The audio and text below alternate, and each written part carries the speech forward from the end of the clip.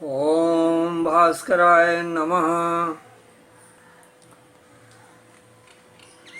पुण्यार्कृति इस चैनल के मग संदेश श्रृंखला में आप सभी मग बंधुओं का स्वागत है। बंधुओं, पिछले प्रसंग में आपने नारद के 12 प्रश्नों में छठे प्रश्न का उत्तर मग कुमार सुतनु द्वारा सुना। ये छठा प्रश्न और इससे पहले पहला प्रश्न मातृका के संबंध में, ये दो प्रश्न सर्वाधिक जटिल और व्याख्या की अपेक्षा रखने वाले थे। यहाँ तक की बातें पूरी हो चुकी हैं। अब 7वें प्रश्न की ओर हम बढ़ रहे हैं। सुतनु बालक, सुतनु बटुक, मग कुमार नारद जी के शंका का समाधान कर रहे हैं। ये हम पहले ही बता चुके हैं कि नारद जी की ये शंका ही मगों के जम्बूद्वीप में आगमन की बहुत बड़ी पृष्ठभूमि बनी है। वैसे कई पृष्ठभूमियों की चर्चा हम कर चुके हैं। दुर्वासा का शाप, सांब का शाप, नारद का छल, नारद का शाप वगैरह वगैरह। तो ये नारद की जिज्ञासा इन सब में अति महत्वपूर्ण कही जा सकती है, क्योंकि अन्य में तो कथाक्रम और सृष्टि के संचालन में सहयोग की व्यवस्था भर की बात है कि नारद का क्या योगदान रहा या किसी भी ऋषि का क्या योगदान रहा उसमें, सृष्टि संरचना के क्रम में, सृष्टि संचालन के क्रम में। लेकिन नारद का यह जो प्रश्न है, ये हमें कई बातों की ओर ध्यान दिलाता है,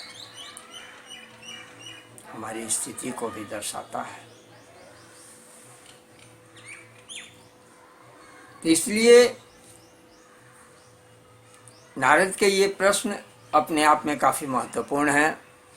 हम पुनः स्मरण दिला दें कि स्कंद पुराण कुमारिका खंड में ये प्रसंग है, काफी लंबा प्रसंग है, वहां पर कई अध्यायों में है। अब 7वें प्रश्न के उत्तर पर हम चलते हैं।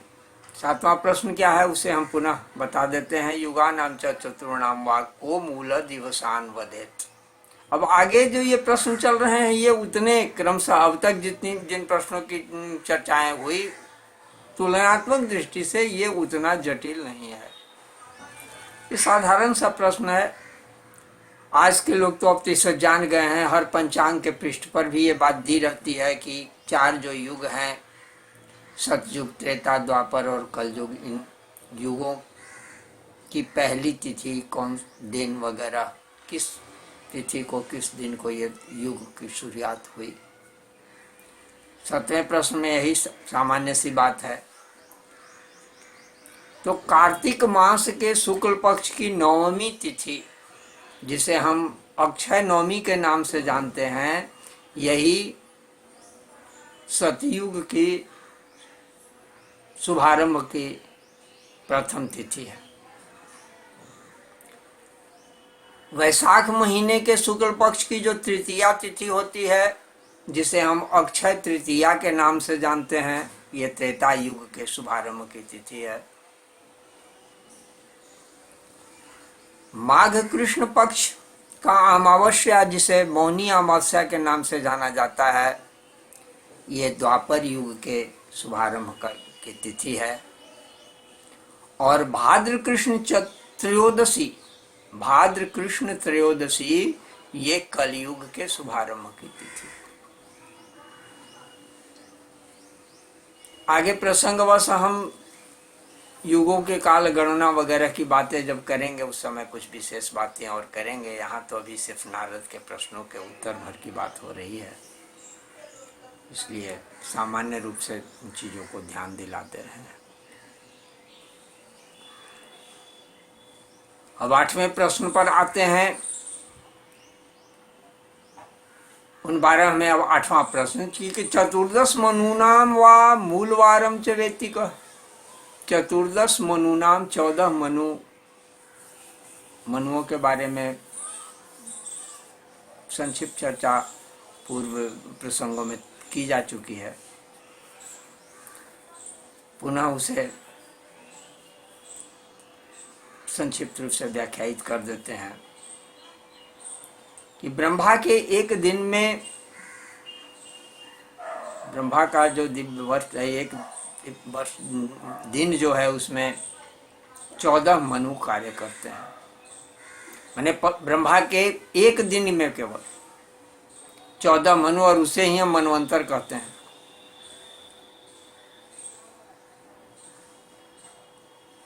ये मनवंतर का काल कितना बड़ा है, सोचने और समझने वाली बात है। आधुनिक गणितज्ञ पाश्चात्य विचारधारा वाले के समझ से परे की बात है, और जो चीजें समझ से परे होती हैं उसको लोग सीधे नकार देते हैं, झुठला देते हैं कि ये बकवास की बात है। हम रोज दिन संकल्प में हम बोल रहे हैं, कोई भी पूजा पाठ कर रहे हैं, हम कर रहे हैं बार बार कि अष्टाविंशतितमे कलियुगे कलिप्रथम चरणे। उससे भी पहले कह चुके हैं कि सप्तमे वैवस्वत मनवंतरे, ये 7वें मनु का शासन अभी चल रहा है, जिनका नाम वैवस्वत मनु है। ब्रह्मणो ही द्वितीय परार्ध है। ये सब हम संकल्प वाक्य रोज दोहरा रहे हैं, लेकिन तोते रट की तरह दोहरा रहे हैं। कभी इस पर ध्यान नहीं जा रहा है कि हमें क्या बोल रहे हैं और क्यों बोल रहे हैं। ब्रह्मणो ही द्वितीय परार्ध है। ब्रह्मणा के दिन का दूसरा प्रहर बीत रहा है, और उसमें 7वें मनु का भी समय कार्यकाल चल रहा है।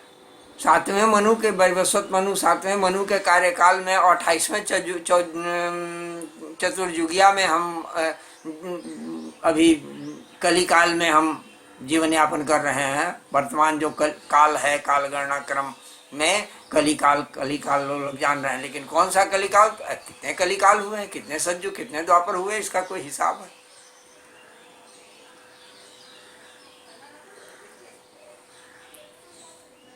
तो 14 मनु यानी पूरे उनके कार्यकाल, एक दिन में 14 मनुओं का कार्यकाल होता है। और संक्षेप में इतना ही आप समझ लें कि 4,32,000 वर्ष ये कली का आयु भोग है। 4,32,000 वर्ष।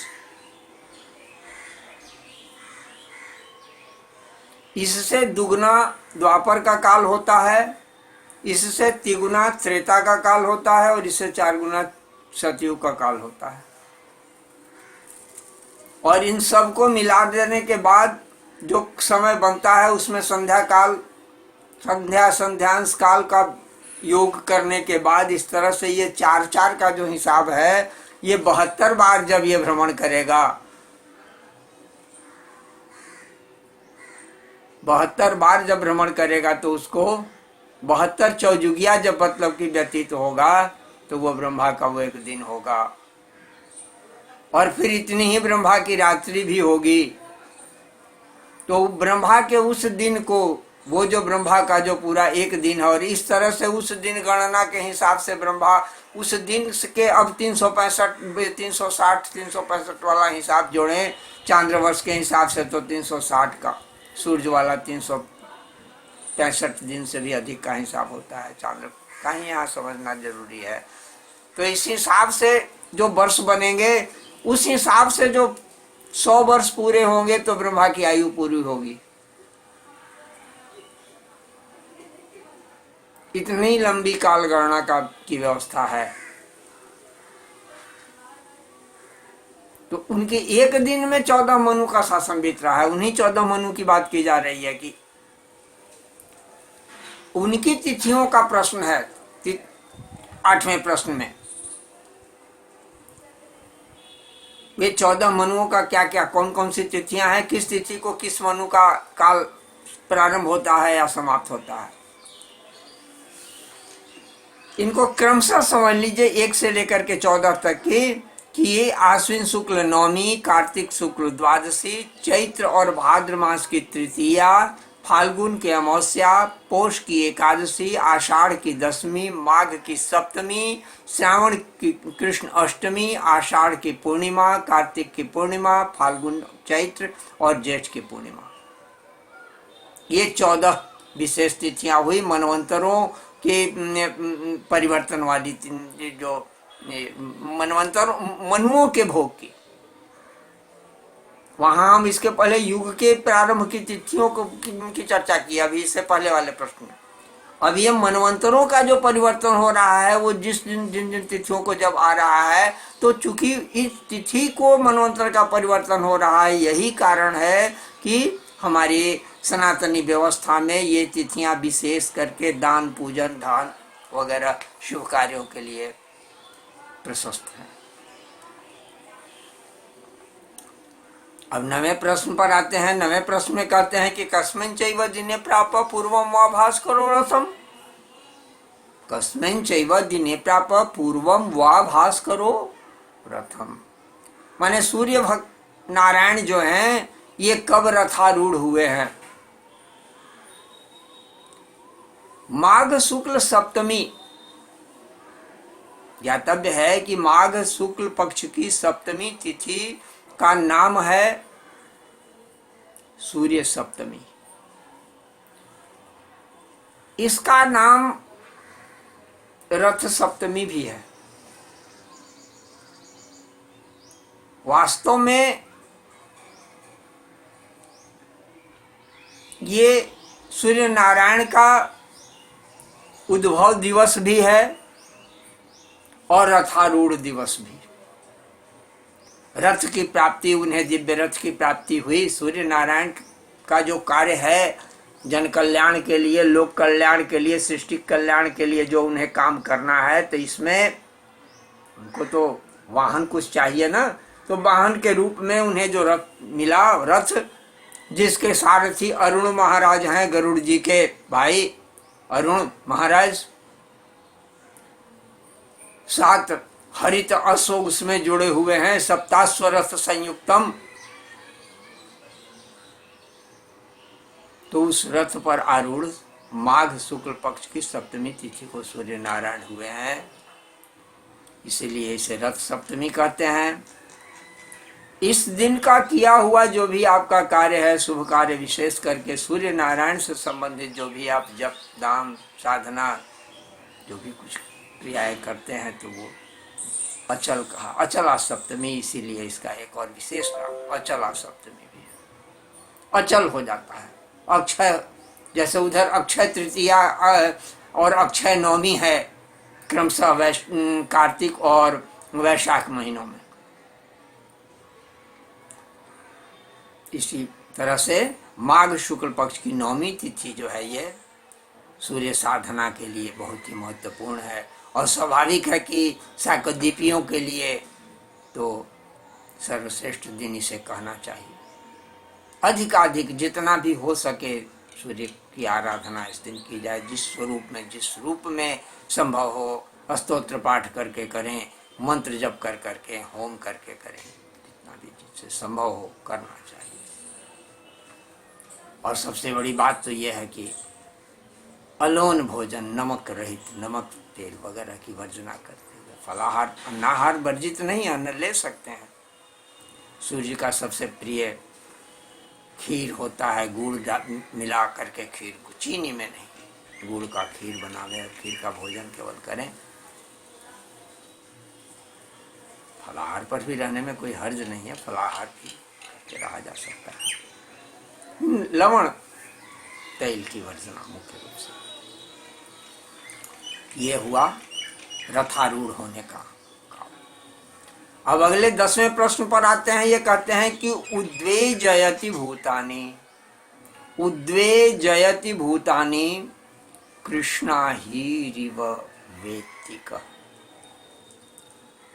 यहाँ कृष्णा ही रिव, कृष्ण अही है वास्तव में।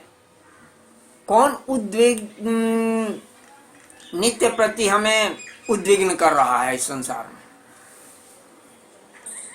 वो कौन सा कृष्ण सर्प है? अहि, अहि माने सर्प, कृष्ण सर्प है जो हमें नित्य प्रति उद्विग्न कर रहा है, हमें यानी प्राणी मात्र को।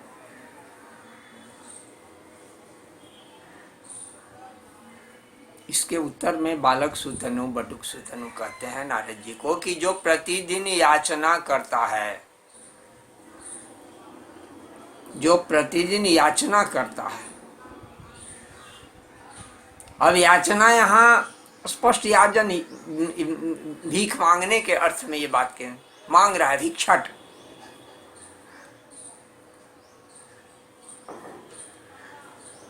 यहाँ इसे निकृष्ट कर्म के रूप में इसलिए कहा जा रहा है कि याचक का हाथ हमेशा नीचे होगा दाता के हाथ से, नीचे होगा, यानी उसके अंदर एक आत्महीनता की भावना जगेगी। इसलिए इस कार्य को निंदित बतलाया जा रहा है। तो आत्महीनता की भावना जनित जो उद्विग्नता है, यह बड़ी विकट उद्विग्नता इसे ही कह रहे हैं। अगले प्रश्न में कह रहे हैं कि को आस्मिन घोर संसारे दक्ष दक्ष तमो भवेत्। को आस्मिन घोर संसारे दक्ष दक्ष तमो भवेत्। तो सुदक्ष कौन है इस संसार में? सुदक्ष कौन है? कहते हैं, इसके उत्तर में सुतनु बालक बताते हैं कि इस लोक में किस कर्म से मुझे सिद्धि प्राप्त हो सकती है और मृत्यु परांत यहां से मुझे कहां यानी किस लोक में जाना है। जातस्य हि ध्रुव मृत्यु ध्रुवम जन्म मृतस्य च। जन्म लिए हैं तो मृत्यु तो निश्चित है, और मृत्यु हो है तो फिर जीवन भी, पुनर्जीवन भी निश्चित है।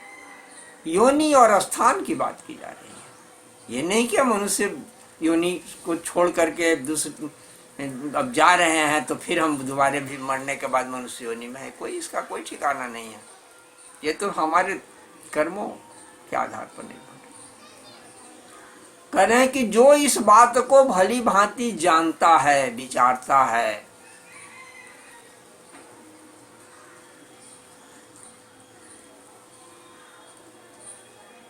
कैसे सिद्धि प्राप्त होगी और मृत्यु परांत हमें कहाँ, किस लोक में, किस अवस्था में, किस स्थिति में जाएंगे, इस तरह का ज्ञान जिसे है वही सुदक्ष कहा गया है।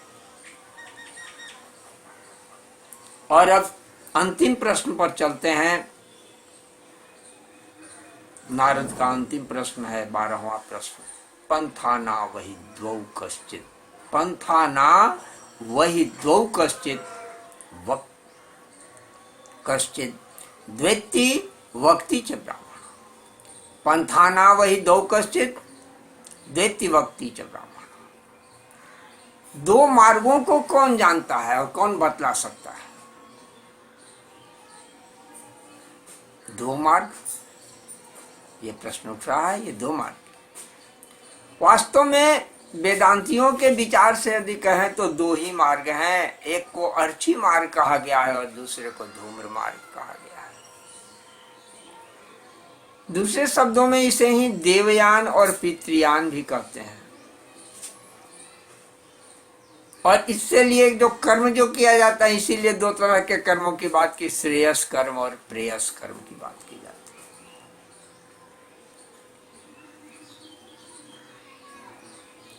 और इन दोनों से एक चीज यहां जानने की है कि इन दोनों से जो भिन्न है, इन दोनों से भिन्न भी एक मार्ग है जो आज कलिकाल में ज्यादातर लोग उसी के आश्रयी हो रहे हैं। वह जो विपर्य वाला कार्य है, अशास्त्रीय कार्य है, जिसे कि हम पाखंड कहते हैं। न वो प्रवृत्ति मार्ग है न निवृत्ति मार्ग है, वो सीधे अलग मार्ग है, इन दोनों से अलग। क्योंकि मुख्य रूप से दो ही मार्ग है, अर्ची मार्ग। तो अर्ची मार्ग से गमन करने वाला, क्रियाएं करने वाला, साधना करने वाला, विचार करने वाला, चलने वाला, ये मोक्ष का पूर्ण अधिकारी है। और इसके भिन्न जो दूसरा एक मार्ग अभी हमने कहा, धूम्र मार्गी जो है वो स्वर्ग आदि लोगों को प्राप्त करता है। उसकी कामना, वो कामनाएं लेकर के, कामना के अनुसार, कामना हमारी क्या है, हम चाहते क्या है।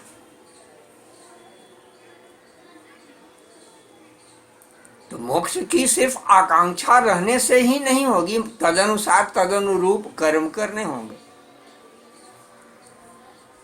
तो मोक्ष की आकांक्षा तो बहुत कम लोगों को होती है, ज्यादातर तो भोग की ही बात करते रहते हैं।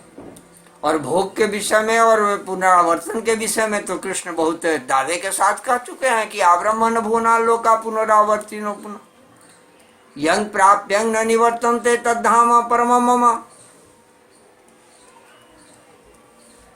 माने कि ब्रह्मलोक तक जो है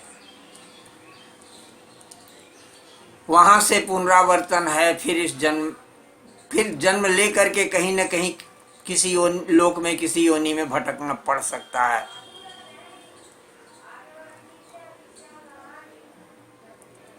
तो मोक्ष की आकांक्षा से ले आप आगे बढ़ रहे हैं, या भोग की आकांक्षा से आप लिप्त हैं, भोग आपके तृप्त नहीं हो पा रहे हैं।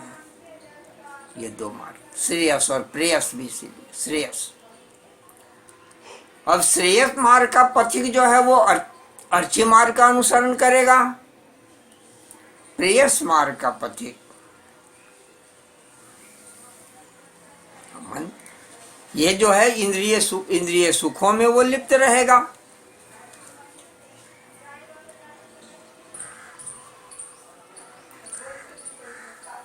श्रेयस और प्रेयस, ये दो मार्ग। श्रेयस मार्ग का जो अनुगामी है वो सीधे सूर्य लोक की ओर प्रस्थान करता है, ऐसी मान्यता है। और प्रेयस मार्ग के अनुगामी इंद्रिय सुख में लिप्त होकर के, मोहित होकर के अंत तक यहाँ वहाँ भव सागर में भटकते रहते हैं, उपचूप होते रहते हैं।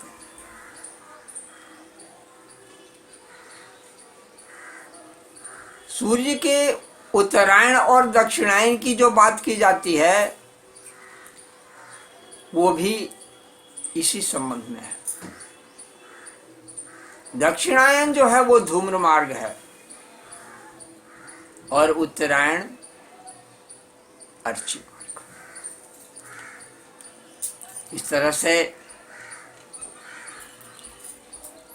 नारद के प्रश्नों का समाधान बालक सुतनु ने किया। नारद की जिज्ञासा पूरी हुई, वो बहुत अपने को धन्य माने। और चूंकि ये बातें कलापग्राम में हो रही हैं,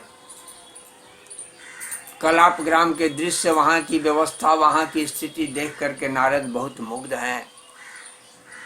इसलिए उनके मन में ये इच्छा जग रही है कि कोई ऐसी व्यवस्था होती कि इस तरह के ज्ञानवान पुरुष, ज्ञानवान वटुक, ज्ञानवान ब्राह्मण हम जम्बू लोक द्वीप में भी लोक कल्याण के लिए जाते। तो इस तरह से इनके मन में जो ये इच्छा जगी, इसकी पूर्ति के क्रम में ही कुछ अन्य लीलाएं हुई जिनके बारे में अब तक चर्चाएं की गई। मगागमन की पृष्ठभूमि। तो नारद के इस प्रसंग के साथ ही मगागमन की पृष्ठभूमि का प्रसंग पूरा हो रहा है। अगले प्रसंग में हम मगों के विषय में, मगोत्पत्ति के विषय में कुछ चर्चाएं करेंगे। मेरा निवेदन है कि इसी भांति आप इस चैनल पर आते रहें, देखते रहें, अपना विचार देते रहें।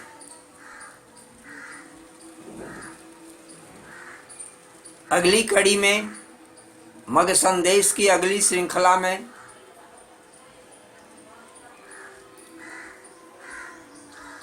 मगोत्पत्ति के संबंध में हम कुछ बातें करेंगे, कुछ पौराणिक कहानियों की चर्चा करेंगे। तब तक के लिए कमलेश पुण्यार्क को अनुमति दें। आप जहाँ भी रहें स्वस्थ रहें, सानंद रहें। हरिओम तत्सत, हरिओम तत्सत, हरिओम तत्सत। जय भास्कर।